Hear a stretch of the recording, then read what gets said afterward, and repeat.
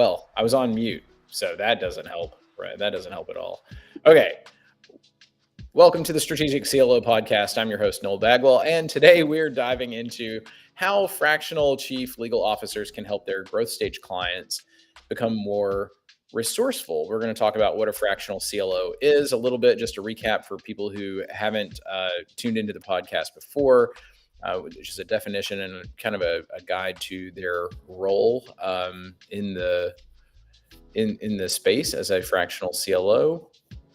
And we're also going to talk about the benefits of fractional CLOs for growth stage companies.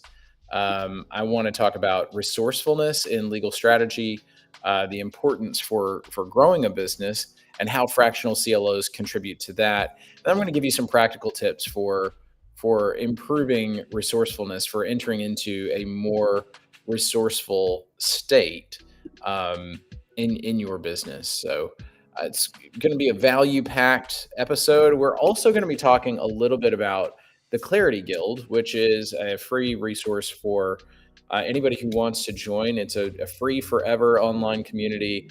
And I wanted to highlight a couple of the really exciting new courses that have just been released to the Clarity Guild.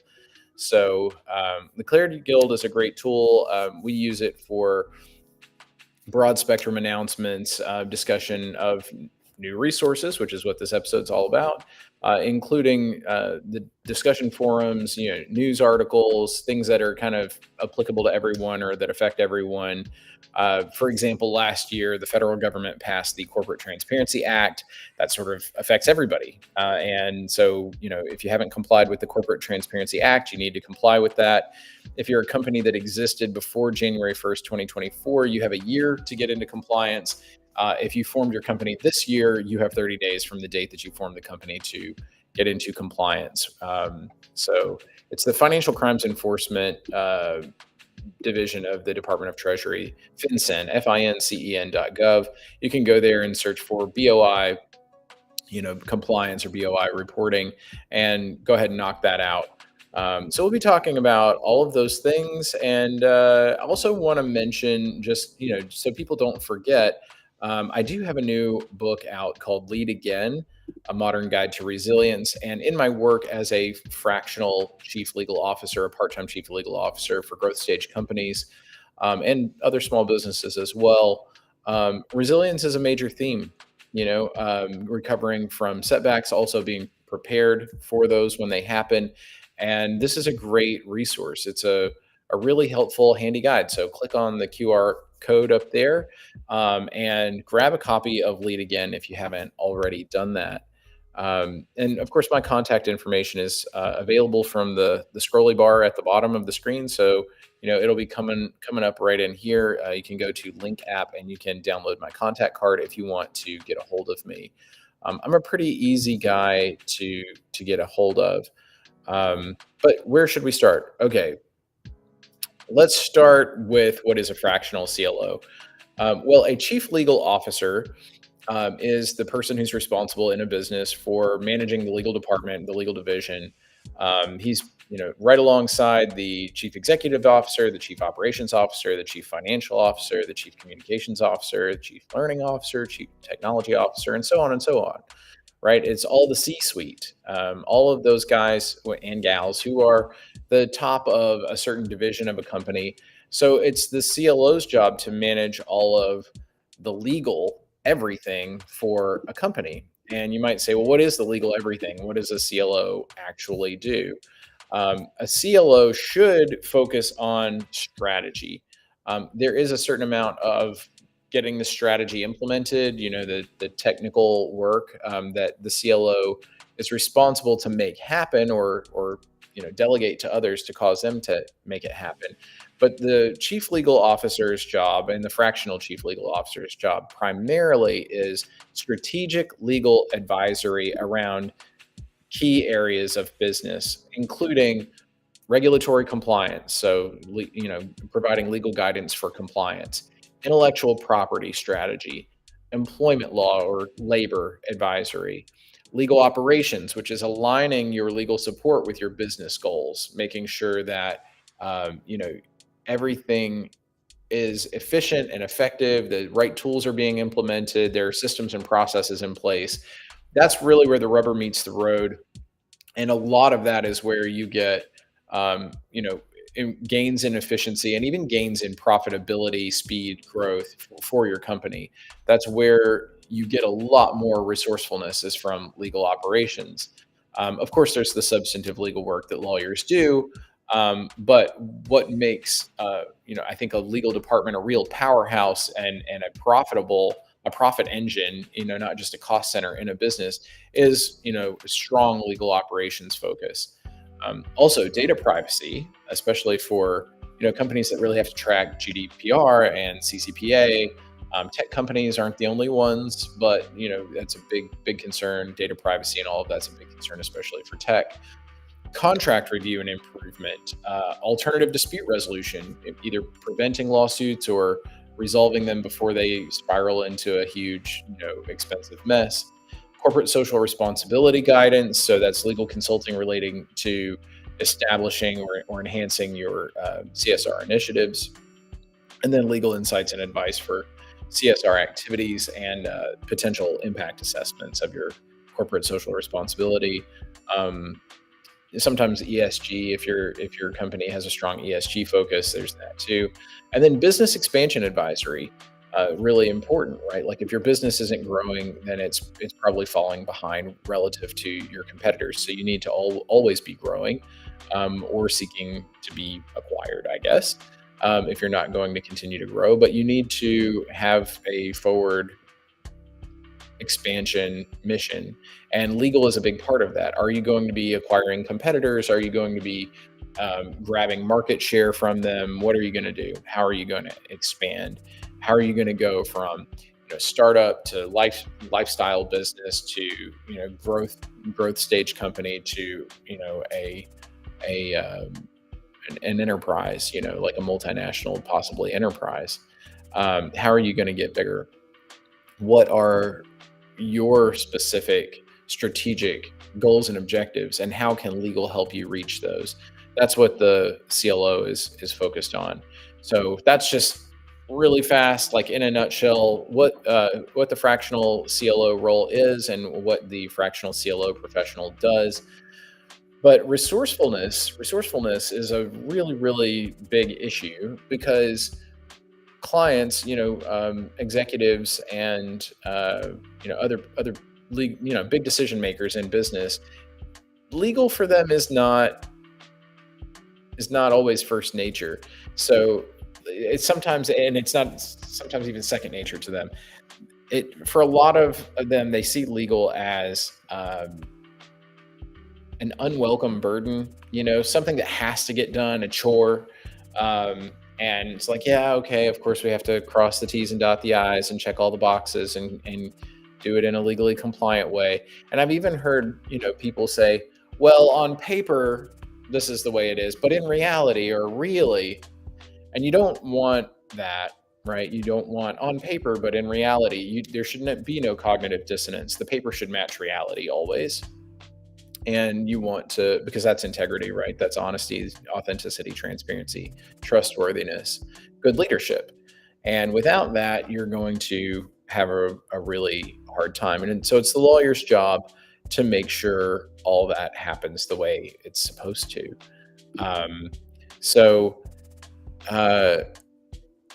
That requires a certain degree of resourcefulness because on the one hand, you're dealing with executives that don't really want to do that. They don't really want to do the work of dealing with the law.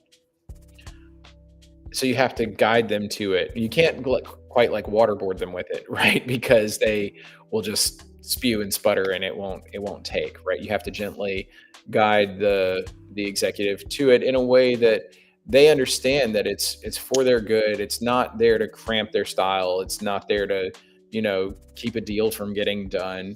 I've heard tons of objections over the last, dozen or so years that I've been doing this, to using a lawyer. Well, lawyers blow up deals, lawyers get in the way, this and that. And good lawyers don't. Good lawyers make deals happen, but they make deals happen in a safe way that over the long term is sustainable for the client. So you have to be able to bring the resources in terms of efficient legal processes, cost-effective legal solutions, and technology to make all of that work. That's the special sauce. I mean, you've got to have processes that are efficient. You've got to know what to do. What is the quickest way to get from point A to point B? Not just the quickest or easiest, but the most efficient, the one that's not going to require you to backtrack and fix things. It's going to get it right the first time and get you where you're going. Um, my grandfather told me, he said, if you want to find the easiest way to do something, ask a lazy person. Ask a lazy person how to do it. The lazy person will find the easiest way, but the easiest way isn't always the best way. It's not even the most efficient way. It's just the easiest way. And you don't want to be lazy. You don't want to get something done in the easiest way. You want to get it done in the best, most efficient way, the way that doesn't require you to fix mistakes after the fact. So efficiency in your legal processes, just like efficiency in all of your business processes, is important. And at the end of all of those processes, there needs to be a feedback loop. There needs to be an opportunity for you to solicit, listen to, absorb, process, and implement, any changes that need to be made based on the feedback you receive. You need to solicit the feedback. You need to listen to the feedback. You need to analyze it, really process it. Don't just hear it. Don't just let it wash over you and then ignore it. Let it sink in, absorb it like a sponge, and then squeeze out of that sponge only the most valuable things, all the new understanding that comes from that.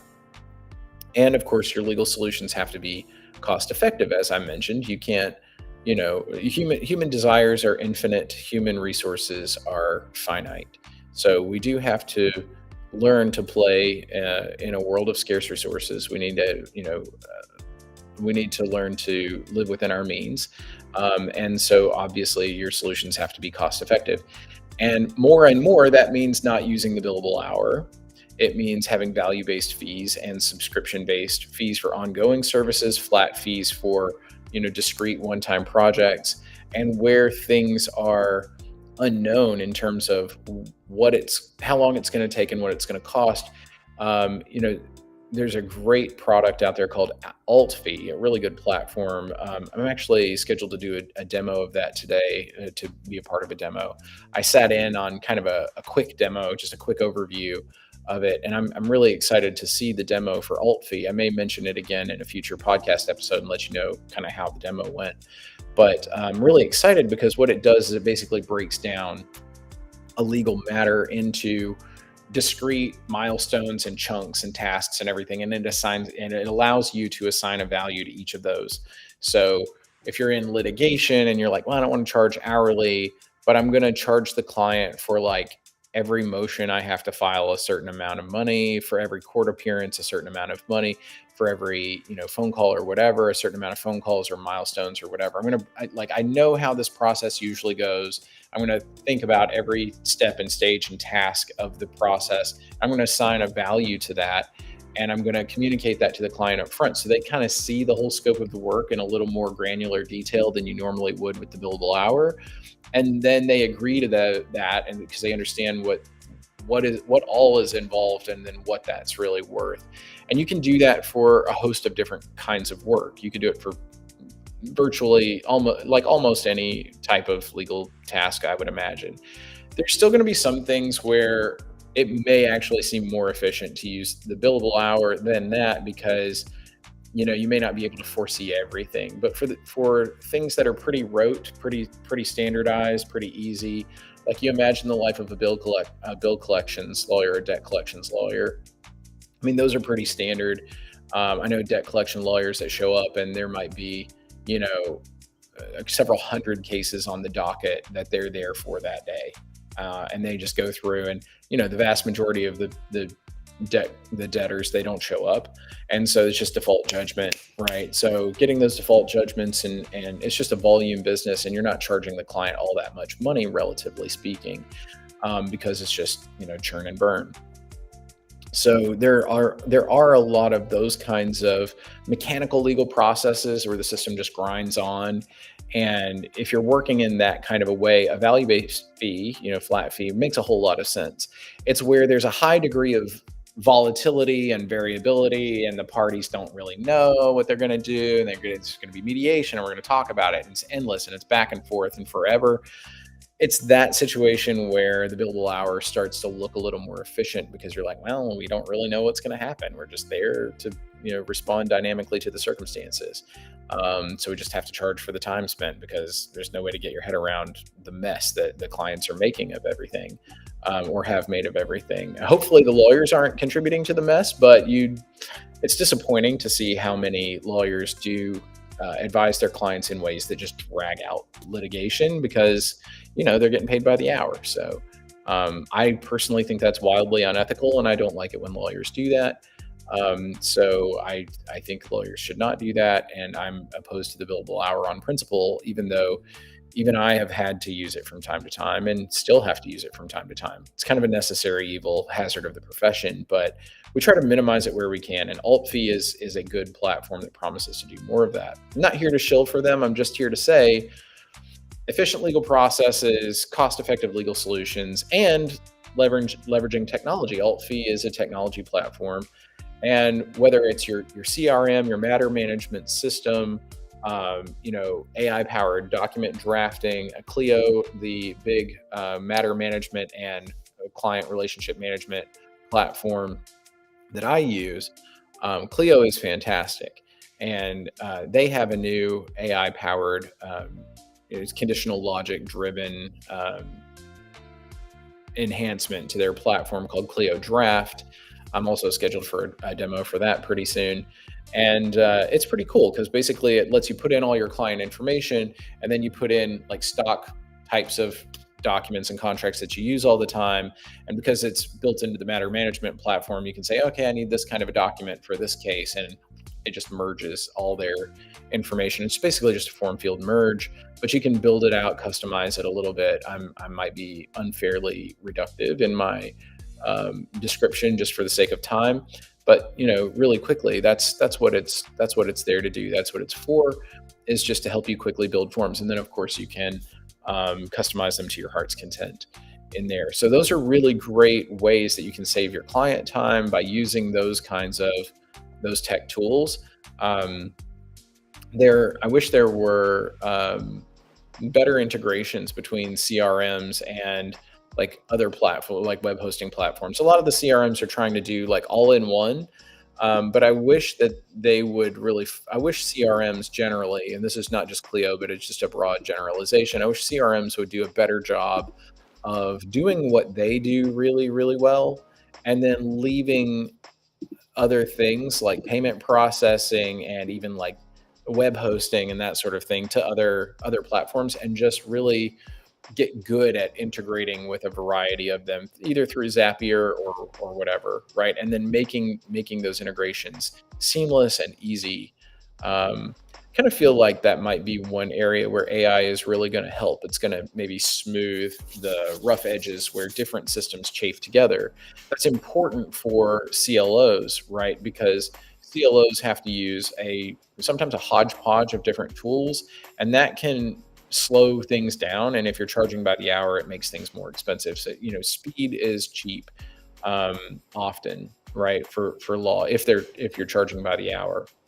If you're not charging by the hour, then the price is the same, and it's just how much work can you get done, and you just make more money the more effective and efficient you are, and the less time you spend on things, as long as the work quality doesn't suffer, right? So that's the name of the game: is have high amount of output with high quality, right? If you can maximum output at maximum quality, how much can you put out without compromising on quality? And then wherever that balance is, that's going to determine sort of your earning capacity. So leverage technology, use artificial intelligence where it's safe and responsible to do so. That's beyond the scope of this, but I do want to do an episode on AI.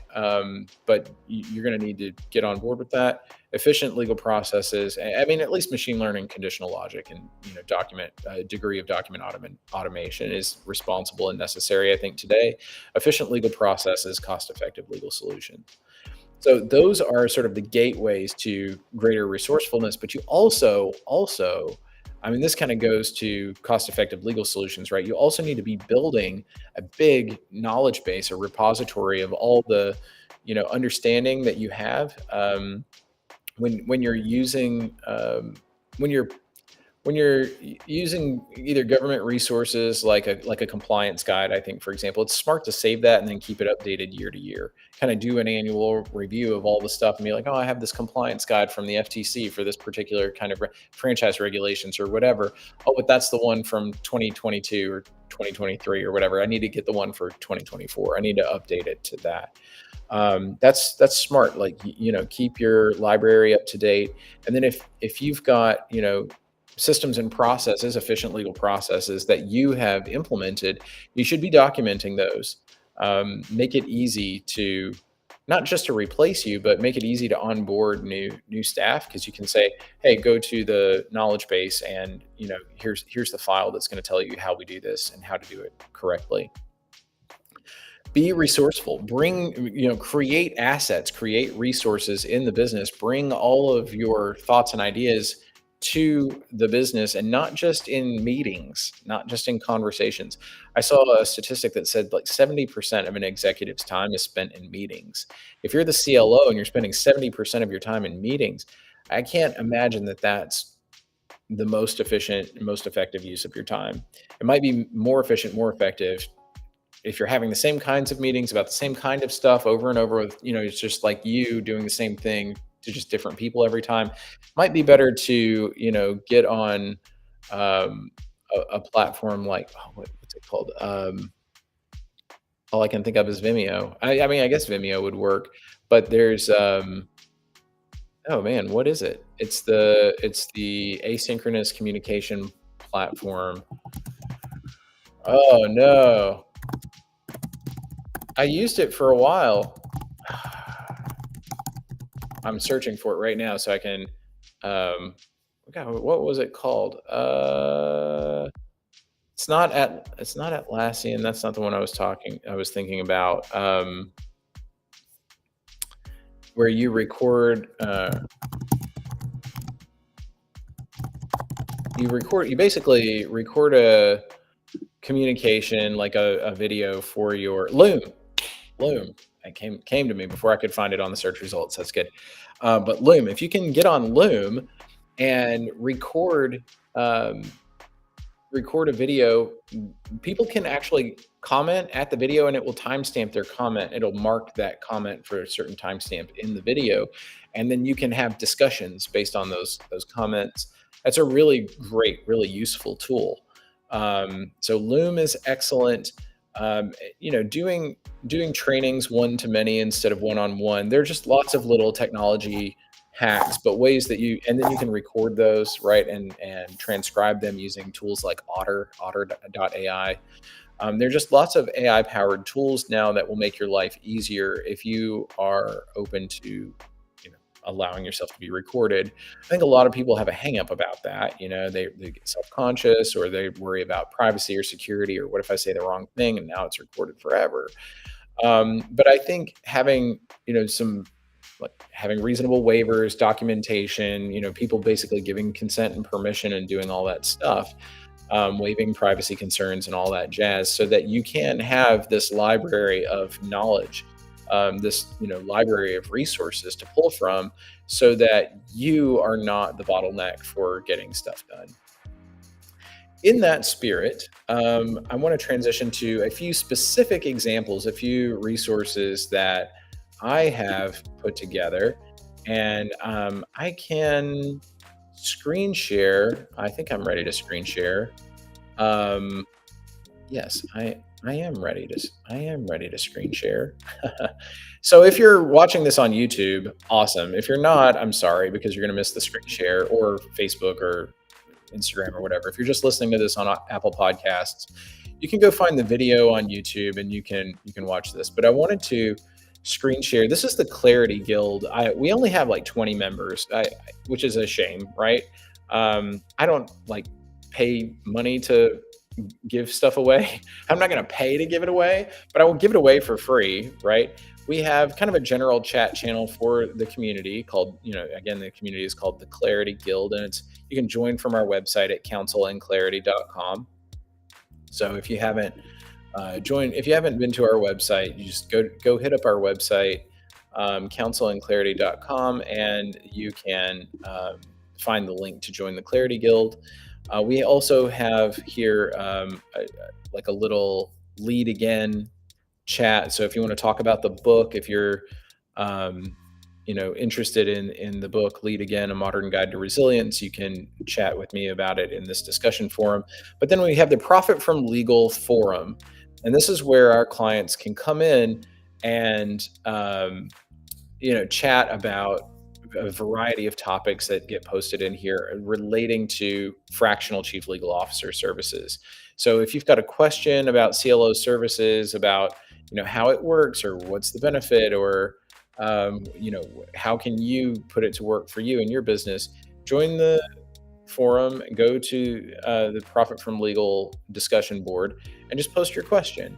And then if you've got questions about Rise Above, which is our resilient leadership coaching service, then you can also post about that there. So the Clarity Guild is a great discussion forum, but perhaps even better, one of the things I like the most about it, and of course you won't see ad course on your side, but I see it on mine because I'm the admin. We've got all these courses, right? We've got a series of courses about profit from legal. So some introductory, intermediate, and advanced, you would call them core, select, and plus level courses about using profit from legal. We've got this course called the Legal Game Changer, which is really cool. It's all about getting ahead of risk by pivoting your legal support from reactive to proactive legal support. And we're starting to do a series on the 9 different dimensions of legal practice that fractional CLOs deal with the most. And I've got 2 of those courses already done, 7 more in the hopper, ready to be released pretty soon, over the next few months. We're going to be releasing, it'll be a series of 9 courses. We started with intellectual property, how to get the most out of an IP lawyer to protect and profit from your brand, your works of authorship and inventions. And then just yesterday, we released Tackling Legal Compliance with a Fractional CLO. So that's cool. Getting IP and compliance. Those are 2 of the most requested, topics. We've got those out. And so you can join the Clarity Guild. There's actually, I'm going to make it super easy. I'm just going to put up a QR code here for you to join the Clarity Guild. And so if you're interested in doing that, this community is free, and it will always be free. I'm not out to just, make money from these courses or from the discussion forums or anything like that. I just want to put resources in people's hands. And I also want to show lawyers who may be interested in supporting clients as a fractional CLO, how they can create resources that can educate their clients or prospective clients, and both help the clients see the value of what the lawyer does and understand better how to engage with the lawyer for their mutual benefit.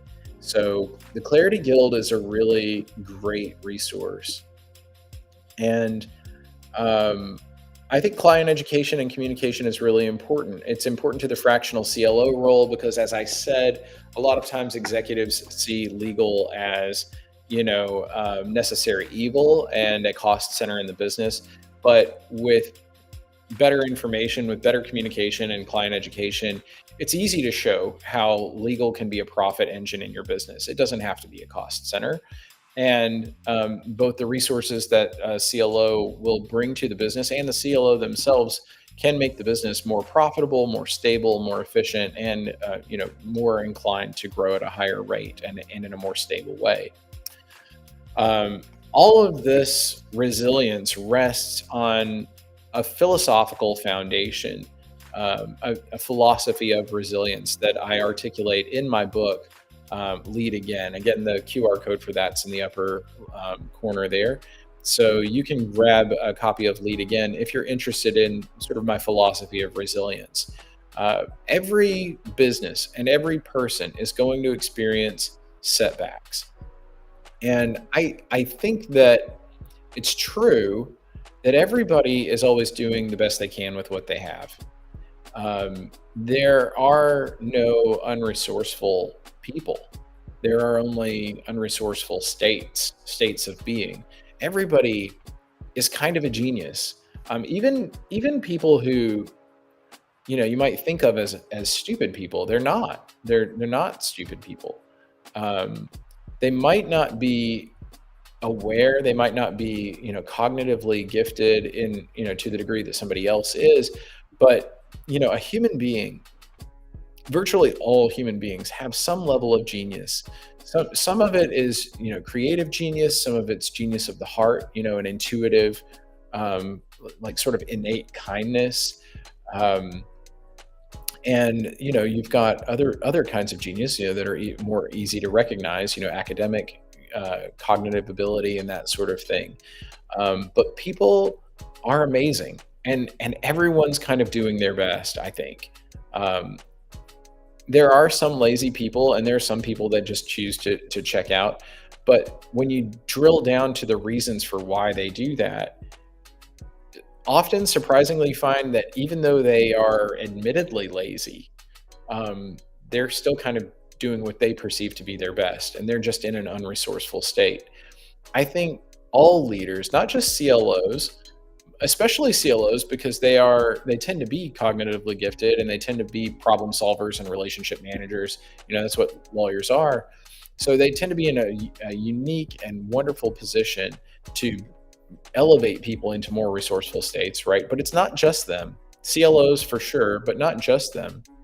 I think all leaders need to be seeking, more resourceful states and opportunities to bring other people into more resourceful states.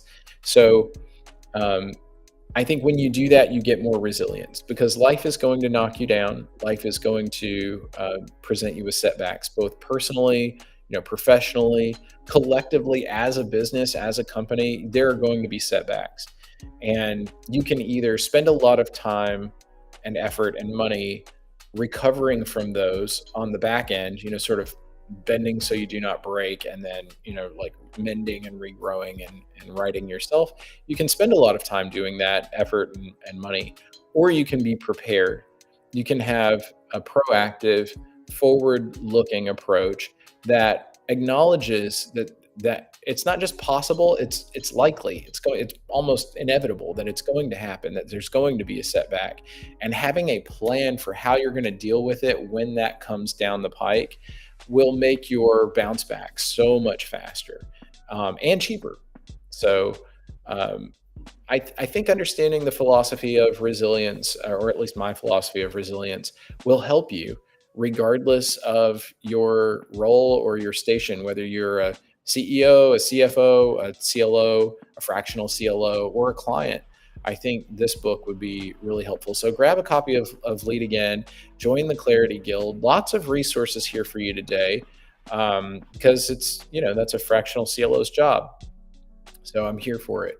And then, you can also book in some time with me if you'd like. I'm a pretty easy guy to get a hold of. You can follow me on LinkedIn. You can subscribe to our YouTube channel and, continue to tune in to these kinds of episodes. Liking the episode, subscribing to the channel really does help us, not just algorithmically, but it helps us stay connected to a growing audience of people who find this material helpful. So please do subscribe, to the channel. If you need to contact me, if you want to get a hold of me, you can do that. Just click that QR code or scan the QR code, or follow me on LinkedIn. I'm a very accessible person. So, and I pride myself on being accessible. I want to make resources available to people. I want to be a resource for people, and I want to be here to support growth stage companies.